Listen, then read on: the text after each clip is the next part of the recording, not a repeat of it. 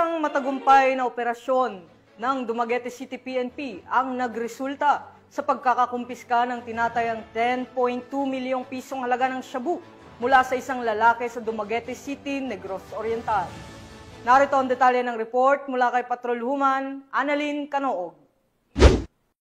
Aabot sa mahigit 10 milyon halaga ng pinaghihinalaang shabu ang nasabak ng kapulisan mula sa isang lalaki na target sa bypass operation na sinagawa sa Barangay Bahumpandan, Dumaguete City, Negros Oriental nitong 14 ng Agosto sa taong kasalukuyan. Kinilala ni Police Lieutenant Colonel Don Richmond Cunag, Acting Chief of Police ng Dumaguete City Police Station, ang suspect na si Alice Franklin, 41 anyos, high-value individual, residente ng Barangay Buntis, Bacong, Negros Oriental. Dako alas 10:19 ng gabi na isinagawa ang bypass operation ng mga operatiba na naging dahilan sa pagka-aresto sa suspect. Nakuha mula sa suspect ang 15 pakete ng hinalang shabu na nasa 1,500 na gramo at may standard drug price na 10,200,000 pesos. Bukod sa droga, nakuha din mula sa operasyon ang isang keypad na cellphone, sling bag, pouch at bypass money. Maharap ang suspect sa kasong paglabag sa Section 511 ng Article 2 ng RA 9165 o ang Comprehensive Dangerous Drugs Act of 2002. Sa bisa ng ating pagtutulungan, nasakote natin ng isang individual na sangkot sa bentahan ng illegal na droga at nakumpiska ang mahigit 1 kilong shabu. Ito ay isang malaking tagumpay para sa ating komunidad. Pinapakita nito na seryoso ang inyong kapulisan sa paglilinis ng ating lugar mula sa banta ng illegal na droga. Ang matagumpay na operasyong ito ay bunga ng patuloy na pagtutulungan ng ating mga ahensya at higit sa lahat ng inyong kooperasyon. Ang inyong mga impormasyon at pagbabantay ay mahalaga upang mapanatiling ligtas ang ating mga pamilya. Patuloy kaming magbabantay at magsasagawa ng mga operasyon